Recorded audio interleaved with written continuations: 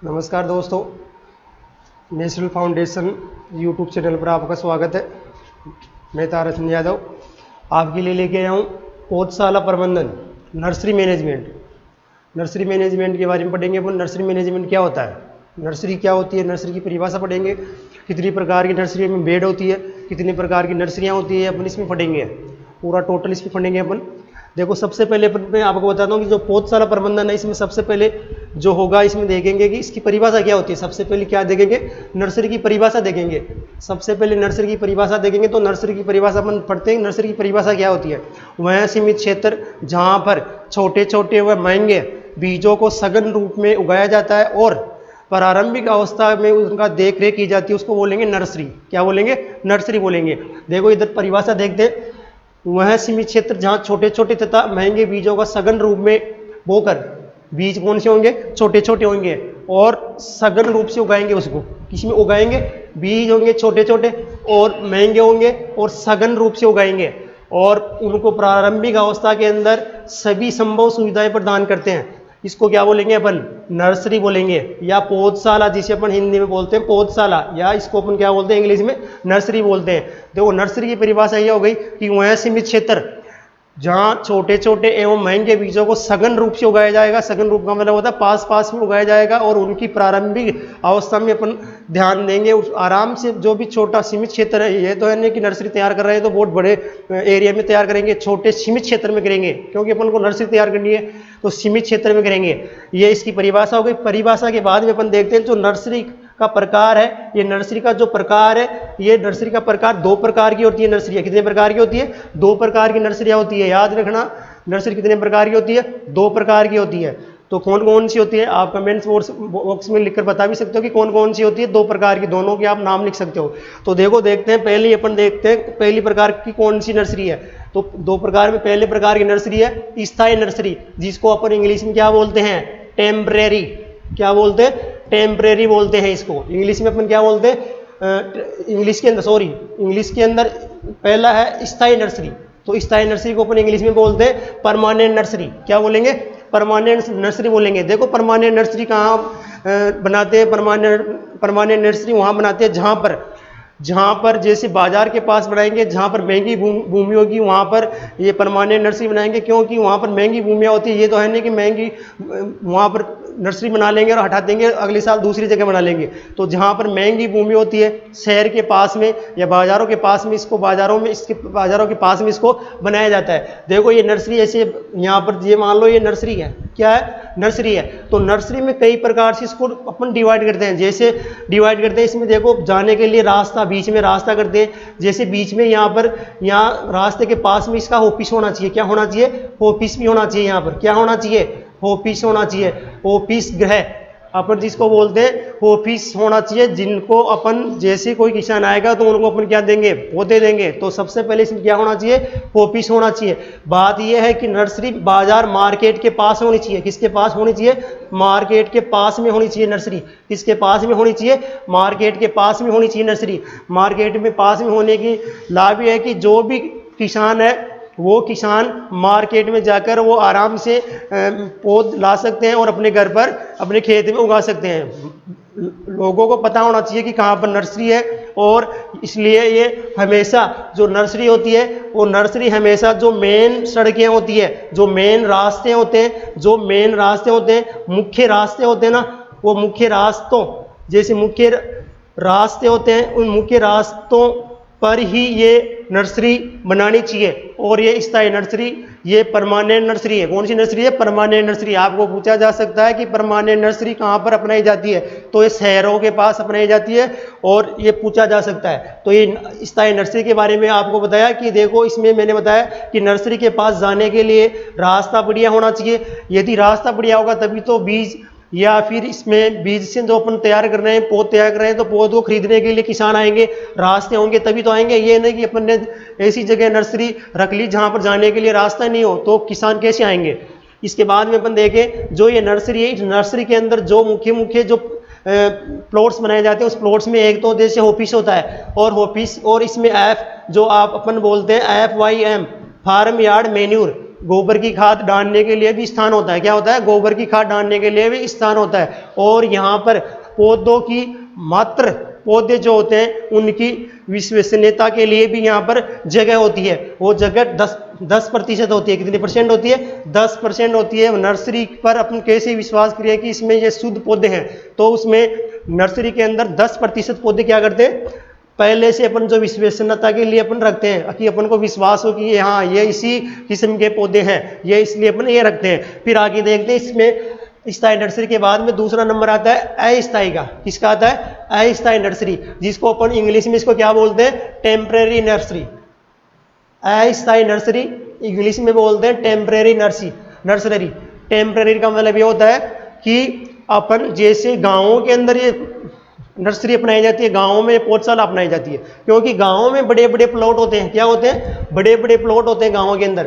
क्या होते हैं? बड़े बड़े प्लॉट होते हैं। तो गांव में अपन क्या करते हैं कि आज अपन ने जैसे बड़ा प्लॉट है, जैसे आज अपन ने इस वर्ष यहाँ पर नर्सरी तैयार कर ली। कहाँ पर कर ली? यहाँ पर नर्सरी तैयार कर ली। क्या तैयार कर ली? यहाँ पर नर्सरी तैयार कर ली। तो अगले साल अपन दूसरी जगह, इसमें अपन दूसरी जगह तैयार कर सकते हैं, जैसे यहाँ पर तैयार कर सकते हैं। अगले वर्ष क्या करेंगे? यहाँ पर नर्सरी तैयार कर लेंगे। इसमें जो अस्थायी नर्सरी है वो गाँव में अपनाई जाती है, गाँव में अपन इसको लेते हैं।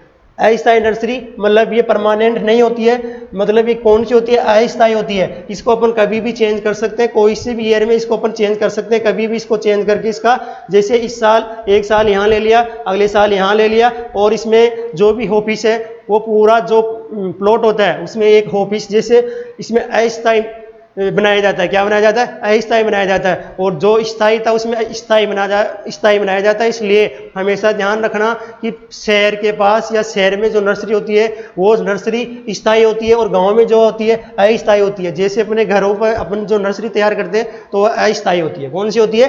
अस्थायी नर्सरी होती है। वो कौन सी होती है?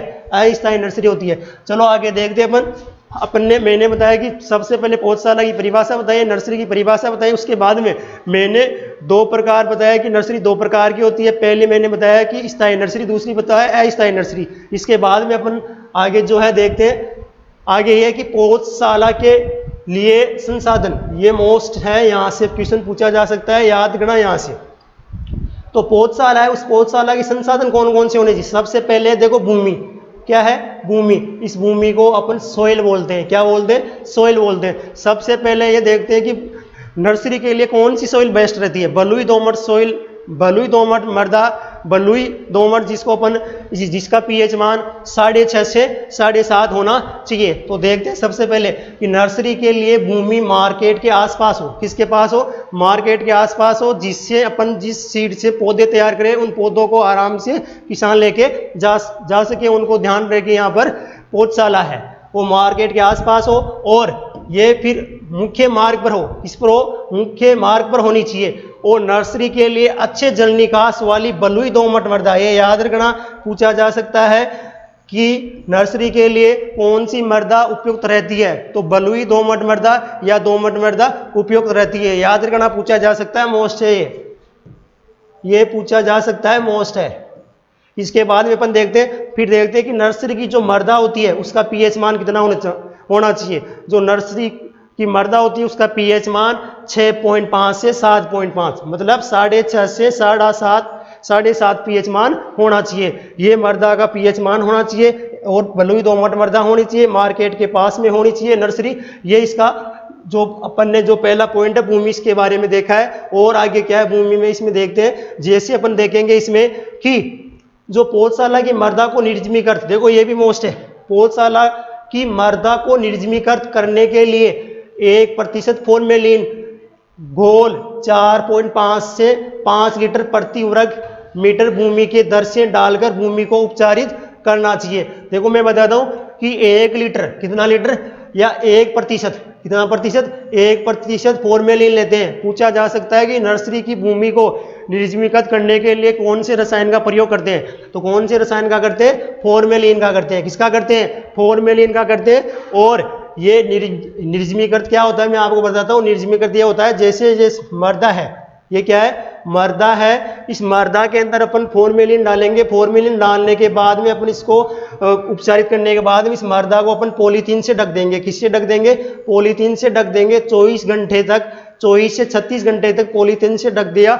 ढकने के बाद इसमें जो भी हानिकारक कीट है, जो भी हानिकारक जो भूमि में रहने वाले कीट है, वो सारे इसमें खत्म हो जाएंगे। वैसे जीवांश पदार्थ भी जो पाए जाते हैं मृदा के अंदर, जीवांश पदार्थ जो लाभदायक होते हैं वो भी मरते हैं, लेकिन वो अपन वापस ले आते हैं। तो इसमें भूमि जो भी है इसमें निर्जमीकृत करने के लिए भूमि को निर्जमीकृत करके उसको पॉलीथीन से 24 से 36 घंटे तक ढक दिया जाता है, जिससे इसका टेम्परेचर, इस भूमि का टेम्परेचर अधिक हो जाएगा और ये इससे उपचारित हो जाएगी, जिसको अपन बोलते हैं निर्जमीकृत। क्या बोलते हैं? निर्जमीकृत बोलते हैं। ध्यान रखना, पूछा जा सकता है इसकी नर्सरी की मृदा को किससे निर्जमीकृत करते हैं? तो किससे करते हैं? ये इससे फॉर्मेलिन से करते हैं। फिर आगे देखते हैं कि नर्सरी की भूमि में दीमक व अन्य भूमिगत, जो नर्सरी की भूमि होती है उसके अंदर जो भूमिगत कीट होते हैं उनको नष्ट करने के लिए क्लोरोपाइरिफॉस जो दवा आती है उसका अपन प्रयोग करते हैं। क्या, किसका प्रयोग करते हैं?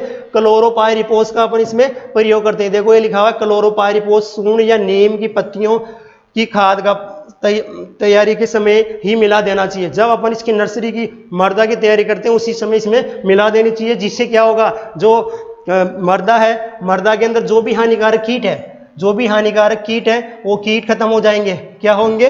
कीट खत्म हो जाएंगे। उसमें क्या खत्म होंगे?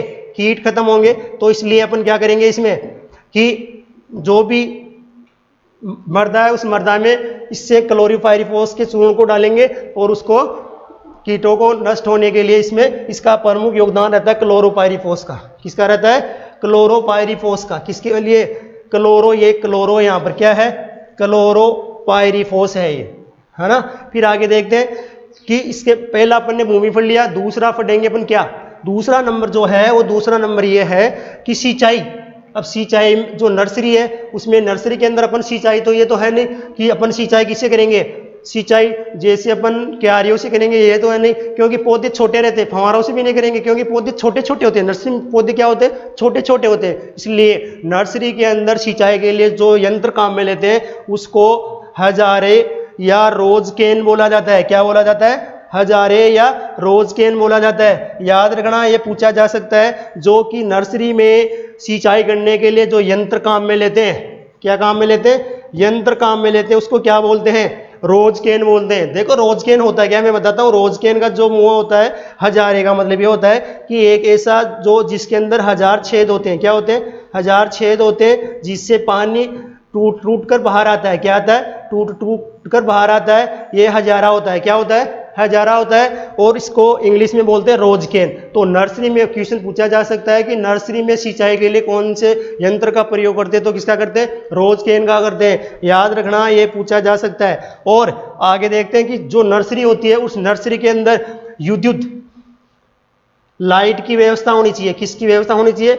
लाइट की व्यवस्था होनी चाहिए। नर्सरी के औजार होने चाहिए। जैसे नर्सरी के औजार कौन कौन से हैं? जैसे फावड़ा है, कुदाली है, खुरपी है, ये यहाँ वहाँ पर होने चाहिए। और मजदूर व्यवस्था ऐसी है, हर ने कि अपन ने जो नर्सरी है वो कहीं खाली, जो पूरी खाली जगह है वहाँ पर ले जाकर खोल ली, वहाँ पर मजदूरी नहीं मिले अपन को। ऐसा तो अपन नहीं करेंगे जहाँ पर मजदूर मिले वहाँ, क्योंकि अपन इसमें निराई गुड़ाई करेंगे। निराई गुड़ाई करने के लिए भी अपन को इसमें क्या चाहिए? मजदूर चाहिए। इसलिए अपन हमेशा क्या करेंगे कि नर्सरी हमेशा वहाँ ये लेंगे जहाँ पर मजदूर होने चाहिए। क्या होने चाहिए? मजदूर होने चाहिए। आगे देखते हैं अपन इसके बाद में जो चौथा नंबर है ना, ये बहुत इंपॉर्टेंट है, बहुत इंपॉर्टेंट है नर्सरी के लिए। देखो चौथा पॉइंट ये कि मात्र पौधे। क्या है? मात्र पौधे। मात्र पौधे का मतलब ये है कि अपन नर्सरी पर कैसे विश्वास करें। जैसे कोई किस्म है, मान लो आम की किस्म है आम्रपाली, तो अपन कैसे विश्वास कर लें कि आम्रपाली किस्म का पौधा है? क्योंकि इसके लिए इसकी विश्वसनीयता के लिए क्या करेंगे अपन? देखो नर्सरी में जो होता है वो नर्सरी के अंदर जो मात्र पौधे हैं वो कितने परसेंट होने चाहिए? 10% होने चाहिए। यदि अपनी ये नर्सरी है, इस नर्सरी के अंदर ये नर्सरी है, इस नर्सरी के अंदर ये जो नर्सरी है, इस नर्सरी के अंदर लगभग क्या? लगभग 10%, लगभग 10% लगभग 10% क्या होने चाहिए, मात्र पौधे होने चाहिए। क्या होने चाहिए, मात्र पौधे होने चाहिए। क्वेश्चन पूछा जा सकता है नर्सरी की विश्वसनीयता बनाने के लिए नर्सरी में कितने प्रतिशत पौधे होने की आवश्यकता होती है, या उसमें कितने प्रतिशत पौधे होते हैं। तो कितने होते हैं, 10% होते हैं। कितने परसेंट होते हैं, 10% होते हैं। याद रखना है।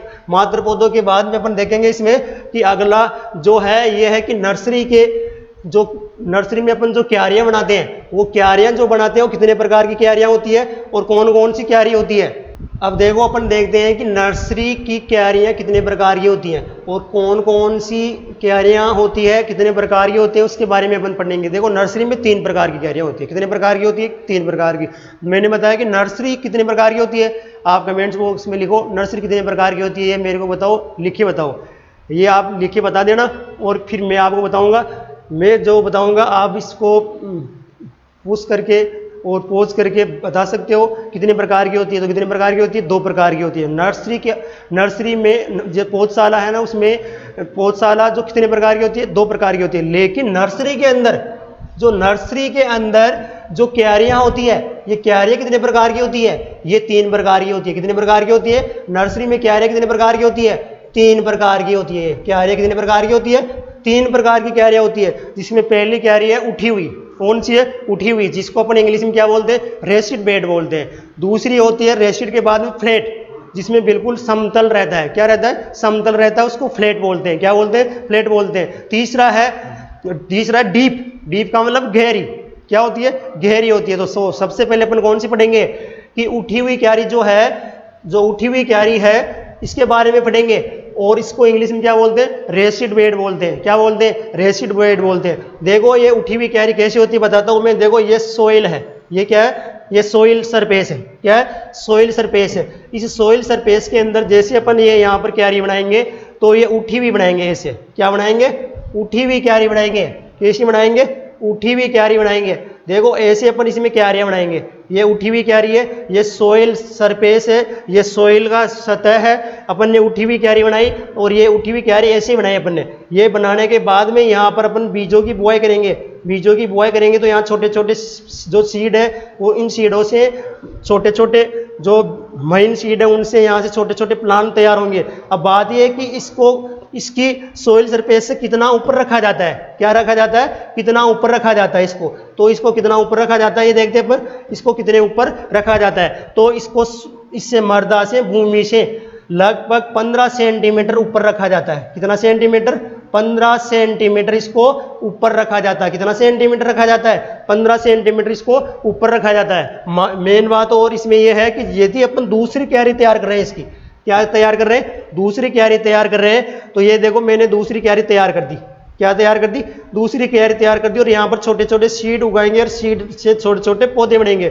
मेन बात यह है कि इसकी भी ऊंचाई रहेगी इतनी 15 सेंटीमीटर। कितनी रहेगी, 15 सेंटीमीटर। लेकिन बात यह है कि एक बेड से जो दूसरी बेड है, ये जो दूसरी बेड है, इन बेडों के दोनों के बीच के अंदर कितनी दूरी होनी चाहिए, इन दोनों बेड के मध्य कितनी दूरी होनी चाहिए। ये आप मेरे को कमेंट्स बॉक्स में लिखकर बताओ कितनी दूरी होनी चाहिए। ये बताने के बाद में मैं आगे आपको बताऊंगा कि कितनी होनी चाहिए। तो ये लगभग कितनी होनी चाहिए, देखो मैं बताता हूं आपको कितनी होनी चाहिए। ये 2 बेडों के मध्य, इन दोनों बेडों के मध्य लगभग 30 से 50 सेंटीमीटर दूरी होनी चाहिए। कितनी होनी चाहिए, 30 से 50 सेंटीमीटर दूरी इन दोनों के बीच में होनी चाहिए। इसके बाद में अपन देखेंगे ये उठी हुई क्यारी पूरी हो गई। यहाँ से जो मोस्ट क्वेश्चन बनते हैं, ये 2 क्वेश्चन मोस्ट बनते हैं। एक तो ये बनते हैं कि सोइल सरफेस से कितनी उठी हुई क्यारी बनाते हैं, तो ये कितने बनाते हैं, 15 सेंटीमीटर। और दूसरा क्वेश्चन ये है कि 2 बेड के मध्य, जैसे एक बेड ये है और एक बेड ये है, इन दोनों के मध्य दूरी कितनी रखते हैं अपन, तो दोनों के मध्य दूरी कितनी रखेंगे अपन, दोनों के मध्य 30 से 50 सेंटीमीटर दूरी रखेंगे। ये मोस्ट है, यहाँ से याद रखना आप। दूरी 2 बेडों के, एक बेड ये है, एक बेड ये है, दोनों बेड के मध्य कितनी दूरी रखेंगे, 30 से 50 सेंटीमीटर रखेंगे। जिससे अपन आसानी से यहाँ बैठकर यहाँ से इसमें जो निराई गुड़ाई है, जो सिंचाई है, जो पानी देने का काम है, ये अपन आराम से कर सके। इसके बाद में उठी हुई क्यारी में मैंने बताया 2 क्वेश्चन बनते हैं। एक तो कितनी उठी हुई है और 2 बेडों के मध्य दूरी कितनी है, ये 2 क्वेश्चन मोस्ट बनते हैं। इसके बाद में अपन दूसरा नंबर की पढ़ेंगे। दूसरे नंबर की आपको इस पर दिखाई दे रही है कि समतल क्यारी फ्लैट। इसको बोलते हैं समतल को इंग्लिश में बोलते हैं कि फ्लैट बेड। कौन सी बेड? Flat bed. फ्लैट का मतलब होता है समतल।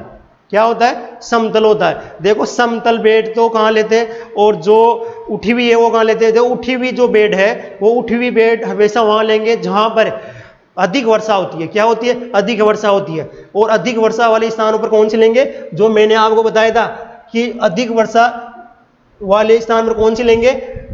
उठी हुई क्यारी लेंगे। कौन सी लेंगे? उठी हुई क्यारी लेंगे। क्योंकि उठी हुई क्यारी है, जैसे अपन ने उठी हुई क्यारी ली है तो जैसे वर्षा आएगी तो पानी यहाँ रह जाएगा पानी, और यहाँ सीड अपने ऊपर रहेंगे, जिससे ये क्या होगा? जिससे इसमें सीड और पौधे खराब नहीं होंगे। इसमें ये भी ध्यान रखना। फिर दूसरा नंबर है समतल या फ्लैट बेड। समतल या फ्लैट बेड।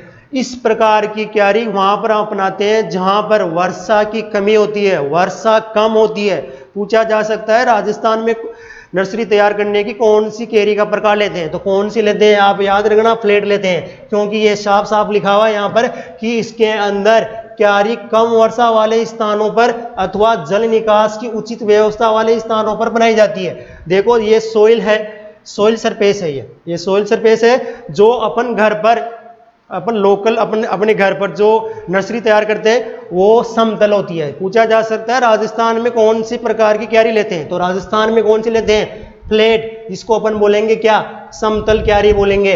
ये जो क्यारी है बिल्कुल समतल होती है, सोइल के बराबर होती है। यहाँ पर क्यारी में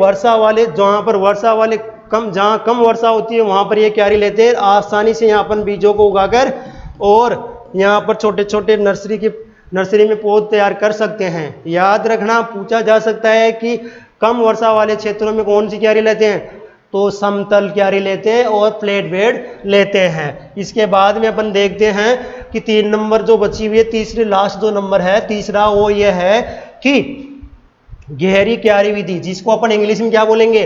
डीप बोलेंगे। इसको इंग्लिश में क्या बोलेंगे? डीप बोलते हैं इंग्लिश में। इसको क्या बोलते हैं? डीप बोलते हैं। इसको इंग्लिश में क्या बोलते हैं? डीप बोलते हैं। इस तरह की क्यारियां, डीप जो क्यारियां होती है उन स्थानों पर ली जाती है जहां पर सर्दियां अधिक होती है। शीतोष्ण स्थान जहां पर सर्दियां अधिक होगी, शीतोष्ण जलवायु होगी, वहां पर ये डीप क्यारी लेते हैं। देखो डीप क्यारी का डायग्राम बनाता हूं, ये कैसे लेते हैं डीप क्यारी, इसका डायग्राम बनाते हैं। देखो ये मानो ये सोइल सरफेस है, ये क्या है? सोइल सरफेस है। इस सोइल सरफेस से जो बेड होगी, ये सोइल सरफेस से क्या होगी? नीचे होगी। क्या होगी? नीचे होगी इससे। तो देख के पहले बेड जो बनाते हैं, तो ऐसे देखो अपन ने ये बेड बनाई, ये पहली बेड बना दी, और ये दूसरी बेड बनाई अपन ने, तो ये दूसरी बेड बना दी। कौन सी बना दी? दूसरी बेड बना दी। अब ये सोइल सरफेस से क्या है? नीचे है।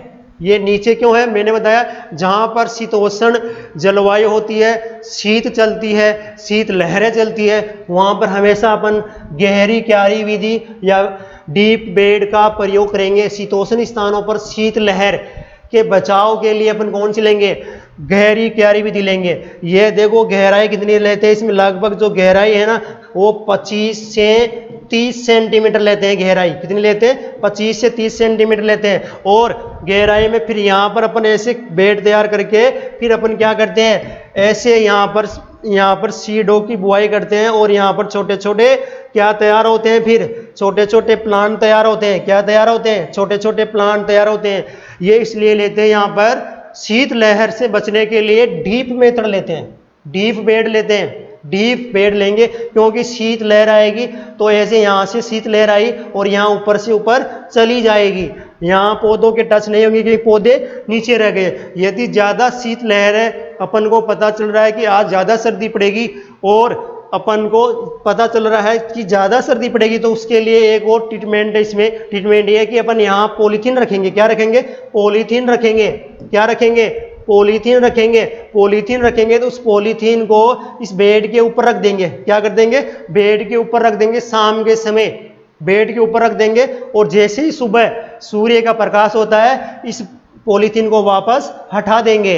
ये हटाने के बाद दिन में पौधे आराम से प्रकाश संश्लेषण की क्रिया और प्रकाश लाइट ले सकते हैं।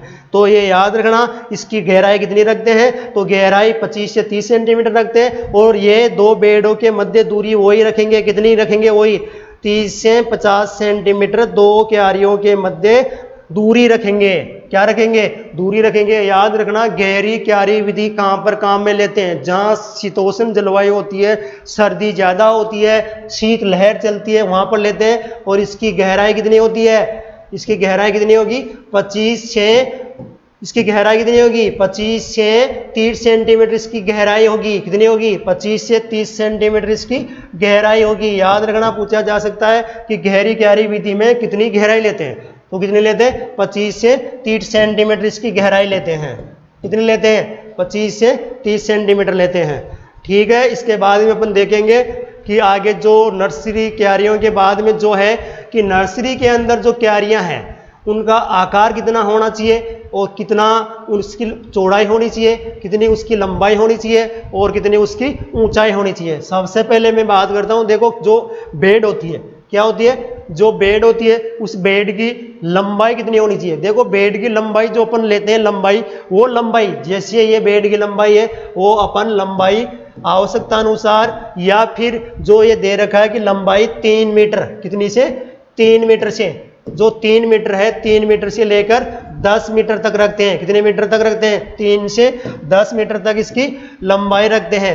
तो ये इसके बाद में अपन ये देखेंगे कि जो लंबाई के बाद में अपन ये देखेंगे कि इसकी चौड़ाई कितनी रखते हैं। जो ये चौड़ाई है ये कितनी रखते हैं? तो जो नर्सरी की बेड होती है उसकी चौड़ाई देखो ये तो फिक्स रखते हैं। इसमें हमेशा याद रखना, नर्सरी की जो बेड की लंबाई होती है वो कोई फिक्स नहीं है। 3 से 10 भी रख सकते हैं और 3 से 5 मीटर भी रख सकते हैं, लेकिन इसकी जो चौड़ाई है, क्या है? इसकी जो चौड़ाई है वो चौड़ाई ये फिक्स है। क्या है? फिक्स है। चौड़ाई कितनी रखेंगे? 1.3 से 1.5 सेंटीमीटर इसकी चौड़ाई रखते हैं। चौड़ाई कितनी रखते हैं? क्योंकि यदि अपन को इसमें निराई गुड़ाई करनी हो तो देखो अपन यहाँ बैठेंगे तो जो अपना हाथ होता है, क्या होता है? हाथ होता है वो लगभग 1 मीटर तक जाता है। कितने मीटर तक जाता है? 1 मीटर तक जाता है। तो यहाँ से बैठकर अपन यहाँ आराम से निराई गुड़ाई कर सकते हैं और आराम से इसमें उर्वरक दे सकते हैं और उर्वरक के बाद में आराम से इसमें सिंचाई कर सकते हैं और आधे से इधर से कर लेंगे, आधे में इधर से कर लेंगे। तो ऐसे करके ये पूरी क्यारी क्या होती है? कवर होती है। तो पूछा जा सकता है कि नर्सरी की जो बेड होती है इस बेड की चौड़ाई कितनी रखते हैं? ये पूछा जा सकता है। तो चौड़ाई कितनी रखते हैं? 1.3 से 1.5 मीटर रखते हैं। इसके बाद अपन देखते हैं कि जो नर्सरी है, इस नर्सरी की जो बेड है उसकी ऊंचाई कितनी रखते हैं। आपसे सामान्य पूछ सकता है कि सामान्यतः नर्सरी की ऊंचाई कितनी रखते हैं, तो ऊंचाई कितनी रखते हैं? सामान्यतः नर्सरी के बेड की ऊंचाई कितनी रखते हैं? तो आप कमेंट्स बॉक्स में लिखो, बताओ कितने रखते हैं। तो मैं बताता हूँ कितने रखते हैं। 15 सेंटीमीटर इसकी ऊंचाई रखते हैं। जो सोइल सरफेस है उसकी ऊंचाई कितनी रखेंगे? 15 सेंटीमीटर रखेंगे। देखो मैंने आपको बताया था, वहां बताया था कि दो क्यारियों के मध्य, कितनी क्यारियों के मध्य? 2 क्यारियों के मध्य कितनी दूरी रखेंगे? 30 से 50 सेंटीमीटर दो क्यारियों के बीच। मैंने बताया था एक क्यारी हो गई और एक क्यारी अपन यहाँ बढ़ाएंगे तो इन दोनों क्यारियों के बीच कितनी दूरी रखेंगे? 30 से 50 सेंटीमीटर दूरी रखेंगे। इसके बाद में अपन देखते हैं आगे, ये नर्सरी की क्यारियों का आकार हो गया। यहाँ से क्वेश्चन पूछा जा सकता है, हमेशा चौड़ा ही पूछी जाएगी, ऊंचाई पूछ सकते हैं लेकिन लंबाई अपनी आवश्यकता अनुसार रख सकते हैं इसमें। इसके बाद में अपन बात करते हैं, याद रखना इसकी चौड़ाई कितनी रखते हैं। इसके बाद में अपन बात करते हैं सब्जियों की नर्सरी। जो सब्जियों की नर्सरी है वो कितने दिन में तैयार होती है, कितने दिन में उनको अपन नर्सरी से या पौधशाला से खेत में ट्रांसफ़र कर सकते हैं, जिसको अपन ट्रांसप्लांटिंग बोलते हैं। तो देखो सबसे पहले देखते हैं सब्जियां अधिकतर कौन सी होती है? 1 वर्षीय होती है। कौन सी होती है? 1 वर्षीय होती है। हमेशा सब्जी कौन सी होती है? 1 वर्षीय। इसलिए इसे नर्सरी में कम समय तक रखा जाता है। कितने समय तक? कम समय तक रखा जाता है। अब आपके दिमाग में ये आ रहा होगा कम समय कितना सर? तो कम समय अभी आगे आएगा, आपको बताएंगे। जैसे सामान्यतः देखो आप, सामान्यतः जैसे अपन देखेंगे कि सामान्यतः टमाटर है, मिर्च है, बैंगन है की पौध को नर्सरी से खेत में 3 से 4 सप्ताह, कितने सप्ताह? 3 से 4 सप्ताह, 3 से 4 सप्ताह में अपन इसको ट्रांसफर कर देते हैं। कितने सप्ताह में? 3 से 4 सप्ताह में इसको स्थानांतरित कर देते हैं नर्सरी से फील्ड के अंदर। फिर अब आप आगे देखते हैं जो है प्याज व गोभी, ये दो है प्याज और गोभी। जो प्याज और गोभी है इनकी सब्जियों की जो नर्सरी अपन तैयार करते हैं तो 5 से 7 कितने सप्ताह? 5 से 7 सप्ताह में इसको अपन स्थानांतरित कर देते हैं। इसके एक ट्रिक्स है जो भी आगे आपको बताएंगे, ये आपको याद करने के लिए बहुत अच्छी रहेगी, देखना आगे। ये आपने सब्जियों की नर्सरी कब क्या तैयार करते हैं देखा है। इसके बाद में अगली जो स्लाइड है उसमें अपन देखते हैं कि सब्जियों के लिए एक हेक्टर में पौधरोपण के लिए नर्सरी का स्थान कितना होना चाहिए। आपको पता है कि 1 हेक्टर बराबर कितना होता है 10,000, कितना होता है 10,000 वर्ग मीटर होता है। और 10,000 वर्ग मीटर कैसे होता है, जैसे 100 मीटर तो 100 मीटर लंबी और 100 मीटर क्या चौड़ी जो भूमि होती है उसमें 10,000 वर्ग मीटर होते हैं। क्या होते हैं 10,000 वर्ग मीटर होते हैं। और 1 हेक्टर होता है, क्या होता है 1 हेक्टर होता है। याद रखना 1 हेक्टर में 10,000 वर्ग मीटर होता है। कितना होता है 10,000 वर्ग मीटर होता है। और एक और इसमें यह भी याद रखना 1 हेक्टर बराबर कितना एकड़ होता है, तो 2.4 मतलब 2.47 एकड़ कितना होता है, ये इतना एकड़ होता है। अब आगे और देखते हैं इसमें अपन जो मैं बता रहा था वो आपको, ये बात ये है इसमें कि एरिया की कितने की आवश्यकता होती है। मेन बात क्या है इसमें, एरिया की अपन कितने की आवश्यकता होती है। जो अपन को दिखाई दे रहा है पहले नंबर पर वो टमाटर है। कौन सा है, टमाटर है। दूसरे नंबर पर कौन सा है, पहले नंबर पर मैंने बताया टमाटर है, दूसरे पर कौन सा है बैंगन है, तीसरे पर मिर्च है और चौथे पर गोभी वर्गीय सब्जियां हैं और पांचवें पर कौन सा है, प्याज है। इन पांचों में एक ट्रिक्स लगती है। क्या लगती है, ट्रिक्स लगती है। ट्रिक्स ये है कि टब जो अपन नहाते हैं उसको टब बोलते हैं। तो टब में गोभी व प्याज, ये सीरियल से यदि आप याद रखोगे इस ट्रिक्स को, जैसे टब में गोभी व प्याज, तो जो भी ये 5 दे रखी है इन पांचों का एरिया आ जाएगा। कितना एरिया है अपन को याद करने में आसानी रहेगी। वो अपन ने याद कर लिया। तो देखो टब का मतलब हो गया, टे का मतलब हो गया यहाँ पर कि टमाटर, टे का मतलब क्या हो गया टमाटर। और बै का मतलब क्या हो गया, जो ये बै है उस बै का मतलब हो गया बैंगन। क्या हो गया, बैंगन। और बैंगन के बाद में टैब पूरा हो गया, फिर मैं बच रहा है तो मैं का मतलब हो गया मिर्च। क्या हो गया, मिर्च। और मिर्च के बाद में देखो 3 नंबर हो गया। मिर्च के बाद में 4 नंबर देखो इसमें लिखा हुआ है टब में। टब में है क्या है, गोभी और प्याज है। तो गोभी 4 नंबर पर कौन सा है, गोभी वर्गीय सभी आ गए, गोभी वर्गीय। फिर उसके बाद में 5 नंबर पर देखो कौन सा है, प्याज है। मेरा बोलने का मतलब ये है कि टब में गोभी व प्याज, टब में क्या है गोभी और प्याज है। तो सबसे पहले अपन देखते हैं टमाटर का कितना, 1 हेक्टर में अपन को यदि पौध लगानी है, 1 हेक्टर के अंदर अपन को प्लांटिंग करनी है, 1 हेक्टर में अपन को टमाटर का मतलब खेती करनी है, तो उसके लिए कितना एरिया चाहिए। तो एरिया कितना चाहिए सबसे पहले इसमें देखते हैं। देखो टमाटर में चाहिए कितना चाहिए, टमाटर में चाहिए 100 से 125 100 से 125 वर्ग मीटर एरिया चाहिए। अब 100 से 125 हो गया। फिर दूसरे नंबर पर बैंगन है तो बैंगन में 125 से स्टार्ट करेंगे, तो 125 से 150 मीटर स्क्वायर।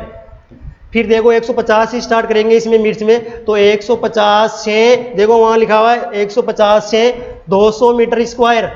ये फिर चौथे नंबर पर देखते हैं क्या लिखा हुआ है, गोभी वर्गीय। तो यहाँ पर गोभी है तो यहाँ पर देखो 200 लिखा हुआ है, तो यहाँ पर अपन क्या लेंगे 200 आ गया, तो यहाँ पर अपन कितना लेंगे कि 250 लेंगे। कितना लेंगे 250 वर्ग मीटर एरिया लेंगे। इसके बाद में लास्ट में प्याज बताए तो इसका अपन दुगुना कर देंगे, 250 का कितना हो गया 500 हो गया। कितना हो गया 500 मीटर स्क्वायर। तो अपन को टमाटर की नर्सरी तैयार करने के लिए कितने स्थान की आवश्यकता हुई, 100 से 125 वर्ग मीटर की। टमाटर के बाद में बैंगन के लिए 125 से 150 मीटर स्क्वायर की, और मिर्च के लिए 150 से 200 मीटर स्क्वायर की, और गोभी में 250 मीटर स्क्वायर की, और प्याज के लिए 500 मीटर स्क्वायर की। पूछा जा सकता है प्याज की 1 हेक्टर में बुआई करने के लिए इसकी नर्सरी के लिए कितना स्थान चाहिए, तो कितना चाहिए 500 मीटर। यदि आप टब में आपने गोभी व प्याज डाला है, इसके बाद यदि आप धान डाल सको, धान या जिसको अपन चावल बोलते हैं, क्या बोलते हैं चावल, यदि चावल आपने डाल लिया तो हमेशा चावल के लिए भी जो नर्सरी तैयार करते हैं इसको अपन क्या कर देंगे डबल कर देंगे। और डबल कितना कर देंगे आप कमेंट्स बॉक्स में लिखो, डबल कितना कर देंगे, कितना चावल के 1 हेक्टर में बुआई के लिए पौध की कितनी एरिया की आवश्यकता होती है पौध के लिए, तो कितनी होगी धान में चावल में, तो चावल में ये होगी कितनी, इसको 500 का दुगुना कर देंगे तो कितना आएगा कितना आएगा 1000, कितना आएगा 1000 मीटर स्क्वायर, 1000 मीटर, इसमें 1000 मीटर ही आएगा, क्या आएगा 1000 मीटर ही आएगा, इसमें याद रखना यहाँ पर 1000 मीटर आएगा, इसमें ये स्क्वायर नहीं आएगा, कितना आएगा 1000 मीटर आएगा। 1000 मीटर का मतलब यह होता है कि जो अपन जो नर्सरी लेंगे इतनी लेंगे, इतना ही एरिया लेंगे चावल में कि उस जितना अपन बुआई कर रहे हैं उसका 1/10, कितना लेंगे 1/10 भाग लेंगे, 1/10 भाग लेंगे। जैसे 10 हेक्टर में लेनी है तो 1 हेक्टर के अंदर अपन क्या करेंगे नर्सरी तैयार करेंगे। ये हो गया। इसके बाद में जो अपन देखेंगे आगे ये है, इसके बाद में जो मोस्ट टॉपिक ये है कि नर्सरी तैयार होने का समय, कितने दिन में नर्सरी तैयार करते हैं, ये मोस्ट है, याद रखना, पूछा जा सकता है कितने दिन में नर्सरी तैयार होती है। तो कितने दिन में तैयार होती है, देखो यहाँ पर लिख रखा है 3 से 4 सप्ताह, 3 से 4 वीक। टमाटर, बैंगन, फूल गोभी और ब्रोकली, इन चारों की जो सब्जियां हैं, इन चारों की सब्जियों की नर्सरी तैयार होने में 3 से 4 सप्ताह लगते हैं, 3 से 4 वीक लगते हैं। पूछ सकते हैं या 4 से 5 या 10 से 12 सेंटीमीटर, 4 से 5 क्या, 4 से 5 पत्ती आ जाए और उनकी हाइट कितनी हो जाए 10 से 12 सेंटीमीटर हाइट हो जाए। ये समझ लेना चाहिए, इतनी हाइट होगी तो ये कि ट्रांसप्लांटिंग के लिए तैयार हो गई है ये पौधे। फिर आगे देखते हैं, देखो 4 से 5 जो वीक है, जैसे सलाद पत्ता गोभी के लिए, सलाद पत्ता गोभी जो भी जो बोलते हैं पत्ता गोभी है, फूल गोभी है या गोभी वर्गीय जो भी सब्जियां हैं, उनकी जो नर्सरी तैयार करते हैं अपन, क्या तैयार करते हैं, जो नर्सरी तैयार करते हैं वो 4 से 5 सप्ताह या 4 से 5 वीक में तैयार हो जाती है ट्रांसप्लांटिंग के लिए। जो लास्ट वाला अपन को दिखाई दे रहा है वो है प्याज और मिर्च, प्याज और मिर्च दिखाई दे रहा है। क्या दिखाई दे रहा है, प्याज और जो मिर्च दिखाई दे रहा है, इसके अंदर अपन को कि 5 से 7 वीक लगते हैं। प्याज की जो नर्सरी है ये 5 से 7 है, तो यहाँ 6 से 8 वीक भी आ सकते हैं। कितने आ सकते हैं, 6 से 8 वीक्स भी आ सकते हैं। याद रखना 6 से 8 वीक या 2 मंथ्स 2 महीने में ये तैयार होती है। कितने महीने में होती है, 2 महीने में प्याज की नर्सरी तैयार होती है ट्रांसप्लांटिंग के लिए। पूछा जा सकता है, याद रखना 6 से 8 सप्ताह या 1.5 से 2 माह पूछा जा सकता है ये।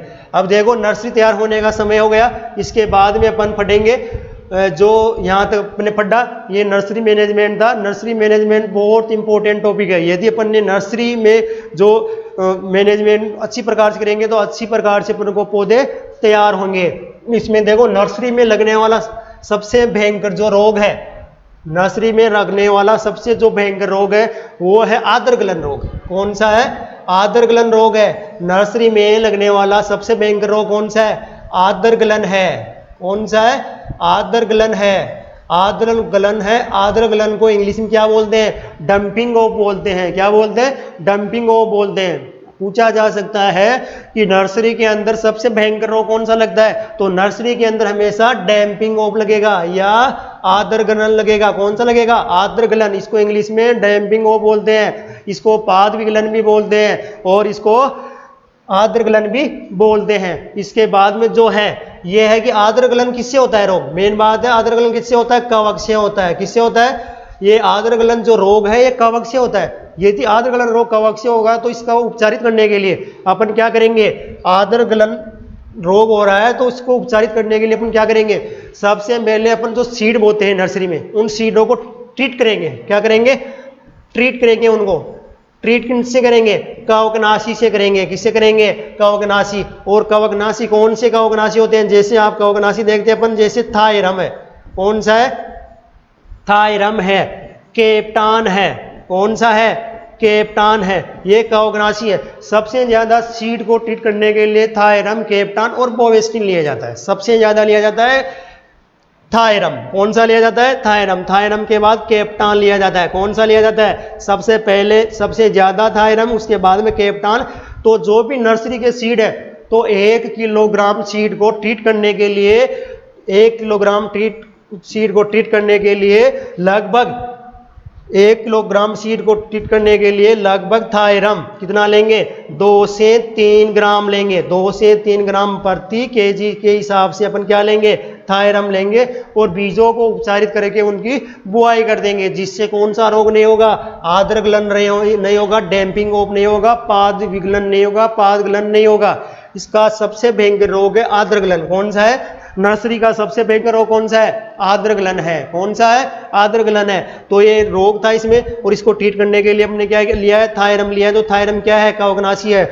याद रखना, जो कौन कौन से कवकनाशी है, कौन से कीटनाशी है, कौन से जीवाणुनाशी है, ये याद रखना। ये जेट में पूछा जाता है। निम्न में से कवकनाशी है, निम्न में से कीटनाशी है, निम्न में से खरपतवारनाशी है। तो ये आप याद रखना। देखो 2-4 कवकनाशी के मैं बताता हूँ कौन कौन से, जैसे थायरम है, केप्टान है, बोवेसिन है, एग्रोसोल है, ये बोर्डो मिश्रण है। ये सारे कौन से कवकनाशी हैं? कौन से कवकनाशी है? आगे देखते हैं। कवकनाशियों के बाद में जो नर्सरी में मैंने आपको बताया सबसे भयंकर रोग कौन सा लगता है नर्सरी में? सबसे भयंकर रोग कौन सा लगता है? आद्र गलन लगता है। आद्र गलन रोग होता क्या है? देखो मैं आपको बताता हूँ। जो छोटे छोटे पौधे होते हैं, क्या होते हैं? जो नर्सरी के अंदर छोटे छोटे पौधे होते हैं, क्या होते हैं? छोटे छोटे पौधे होते हैं। नर्सरी में क्या होंगे? छोटे छोटे पौधे होंगे। जैसे ये सॉइल है, तो यहाँ जैसे प्लांट ग्रो हुआ, प्लांट उगा, यहाँ पर ये प्लांट ग्रो हो गया, तो वो अपन जैसे ही नर्सरी में सिंचाई करते हैं, क्या करते हैं? सिंचाई, पानी देते हैं। पानी देते हैं तो ये जो प्लांट का जो तना है, क्या है? प्लांट का तो तना है। इस तने के पास में जो जल से क्या होगी? आर्द्रता होगी। क्या होगी? आर्द्रता होगी। और ये जल डायरेक्ट यदि तने के टच होता है, किसके टच होता है? तने के टच होता है ये, तो इससे यहाँ से तना क्या हो जाता है? सड़ जाता है, और ये प्लांट क्या हो जाता है? नीचे गिर जाता है, जिससे प्लांट खराब हो जाता है, प्लांट नष्ट हो जाता है, और प्लांट की क्या हो जाती है? मृत्यु हो जाती है। आगे देखते हैं। ये इसके बाद में अपन ने जो ये देखा, इसके बाद में ये जो नर्सरी मैनेजमेंट था, बहुत अच्छा टॉपिक है। यहाँ से हर कंपटीशन के अंदर क्वेश्चन निकलता है। देखो 1-2 क्वेश्चन मैं पूछता हूँ और आप कमेंट बॉक्स में लिखकर बता देना। देखो सबसे पहले ये मैं पूछता हूँ आपको कि यदि नर्सरी के अंदर अपन क्यारी तैयार कर रहे हैं, तो 2 क्यारियों के बीच के अंदर, किनके अंदर? 2 क्यारियों के बीच के अंदर कितनी, जैसे एक क्यारी ये है और एक क्यारी ये है, इन दोनों क्यारियों के बीच के अंदर दूरी कितनी रखते हैं?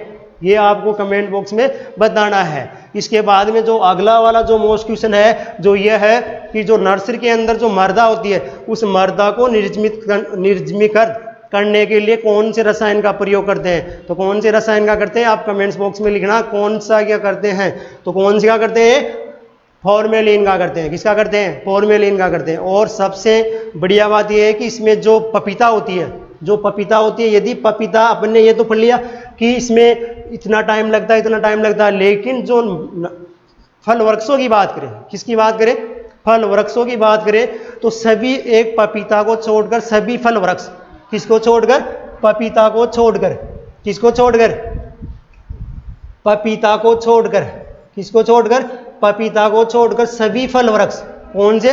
सभी फल वृक्ष 1 वर्ष से अधिक नर्सरी में रखे जाते हैं। लेकिन पपीता को कितने समय तक रखा जाता है? पपीता को रखा जाता है 2 मंथ्स। कितने मंथ्स? 2 मंथ्स रखा जाता है, जिसको अपन बोलते हैं 2 माह। आपसे पूछा जा सकता है कि पपीता का जो अपन पपीता का जो सीड है, उस सीड की नर्सरी तैयार करते हैं, तो पपीता की नर्सरी को, पपीता को कितने दिन रखा जाता है? तो कितना रखा जाता है? 2 मंथ्स, 2 माह रखा जाता है। और एक बात और ये है कि अपन जैसे ही बुआई करते हैं पपीता की नर्सरी के अंदर, तो जो लाइनों में बुआई करते हैं, इसमें बुआई करते हैं, जैसे लाइनों में बुआई करेंगे, तो इन लाइनों के अंदर जो बुआई करेंगे, तो एक सीड से दूसरे सीड की जो दूरी है वो कितनी होनी चाहिए? एक सीड से दूसरे सीड की दूरी कितनी होनी चाहिए? एक बीज से दूसरे बीज की दूरी लाइनों में कितनी होनी चाहिए? तो पपीता के अंदर हमेशा, जो पपीता की नर्सरी तैयार करते हैं, उसमें हमेशा एक सीड से दूसरे सीड की दूरी कितनी होनी चाहिए? 2 से 4 सेंटीमीटर होनी चाहिए। कितनी सेंटीमीटर होनी चाहिए? 2 से 4 सेंटीमीटर होनी चाहिए। अब आपके दिमाग में ये भी आ रहा होगा, सर आपने पपीता की तो बता दी, लेकिन और जो फल वृक्ष है उसमें दूरी कितनी रखते हैं? यदि लाइनों में है तो एक प्लांट से दूसरे प्लांट के बीच के अंदर जो दूरी रखी जाती है, जो अन्य पपीता के अलावा जो अन्य है, जैसे बेर है, आंवला है, आम है, इसमें दूरी कितनी रखी जाती है? नर्सरी की बात कर रहा हूँ मैं। तो नर्सरी में दूरी कितनी रखी जाती है? इसमें 30 सेंटीमीटर रखी जाती है। कितनी रखी जाती है?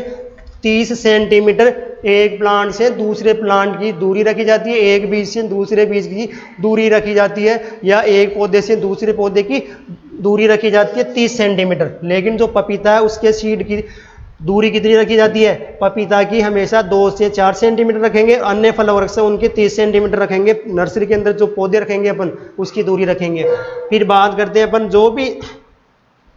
जो भी नर्सरी अपन है उसमें नर्सरी जैसे तैयार करते हैं, फल वृक्षों की तैयार करते हैं, तो जो भी सदाबहारी वृक्ष है, सदाबहारी का मतलब ये होता है जो हमेशा सदाबहार रहते हैं, हमेशा क्या रहते हैं? जो हमेशा हरे भरे रहते हैं। सदाबहारी जो है कौन से हैं? सदाबहारी जो फल वृक्ष हैं उनकी नर्सरी अपन कब तैयार करते हैं या उनको ग्रो कब करते हैं अपन? तो उनको ग्रो देखो सदाबहार से याद रखना, जो भी सदाबहार वाले वृक्ष हैं उनको हमेशा अपन वर्षा ऋतु में तैयार करते हैं। किसमें तैयार करते हैं? वर्षा ऋतु में तैयार करते हैं। किसमें तैयार करते हैं? उनकी नर्सरी हमेशा वर्षा ऋतु में तैयार करते हैं। लेकिन जो पतझड़ी है, कौन से?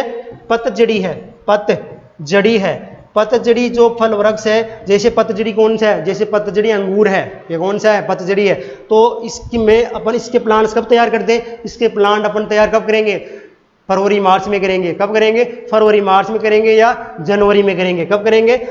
पतझड़ी वृक्ष वालों की जो अपन पौध तैयार करते हैं या प्लांट तैयार करते हैं वो कब करते हैं? हमेशा फरवरी में करते हैं। किसमें करते हैं? फरवरी मार्च में तैयार करते हैं। और ये सदाबहारों की जो सदाबहार होते हैं उनकी कब करते हैं? जून जुलाई में या वर्षा ऋतु में करते हैं। सदाबहार जैसे प्लांट है उनके जो पत्तियां साथ रहेगी, उनकी पत्तियों की संख्या कम कर देंगे और नर्सरी से उनको उठाकर अपन ट्रांसप्लांट कर देंगे। कहाँ? फील्ड में ट्रांसप्लांट उनको कर दिया जाएगा। लेकिन जो पतझड़ी है उनको हमेशा अपन फरवरी मार्च के अंदर ट्रांसप्लांट उनको करते हैं। एक बात और है, इसमें जो फल वृक्ष होते हैं अपन उसको ग्राफ्टिंग करते हैं। उस ग्राफ्टिंग के लिए अपन जो जैसे ग्राफ्टिंग कर रहे हैं उसमें अपन मूलवृंत लेते हैं। क्या लेते हैं? मूलवृंत और साइल लेते हैं। तो मूलवृंत लेते हैं तो जो भी भूमि है उस भूमि से लगभग कितनी ऊंचाई पर इन अपन ग्राफ्टिंग करते हैं? यहाँ पर कितनी ऊंचाई पर अपन ग्राफ्टिंग करते हैं? कितनी ऊंचाई पर करते हैं ग्राफ्टिंग? लगभग 20 सेंटीमीटर ऊंचाई पर करते हैं। कितने सेंटीमीटर ऊंचाई पर करते हैं? 20 सेंटीमीटर ऊंचाई पर करते हैं। कितने सेंटीमीटर पर करते हैं? 20 सेंटीमीटर ऊंचाई पर इसको ग्राफ्टेड करते हैं। फिर आगे देखते हैं अपन, ये नर्सरी था। इस नर्सरी के बारे में जो भी पॉइंट थे मैंने आपको बताए।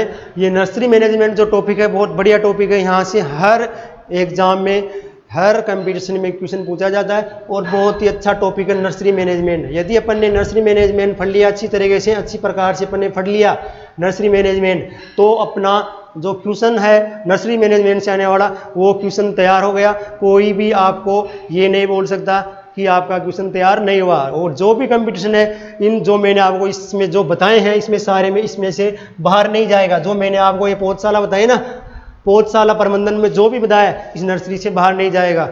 तो मैं ये जो मैंने आपको टॉपिक पढ़ाया है अच्छी तरीके से आप इसको देख लेना। यदि एक बार में यदि आपको समझ में नहीं आ रहा तो एक बार इसको वीडियो को दोबारा चलाकर आप देख सकते हैं। लेकिन नर्सरी मैनेजमेंट को याद करना बहुत अति आवश्यक है, क्योंकि इसमें नर्सरी मैनेजमेंट यदि अपन ने बढ़िया कर लिया तो आगे जो भी फल वृक्ष है तो आसानी से उन फल वृक्षों को अपन तैयार कर सकते हैं। अपन यदि फल वृक्षों को नर्सरी में ही तैयार नहीं कर सकते अच्छी तरीके से तो आगे फील्ड में कैसे उनको लगाएंगे और कैसे उनको तैयार कर सकते हैं।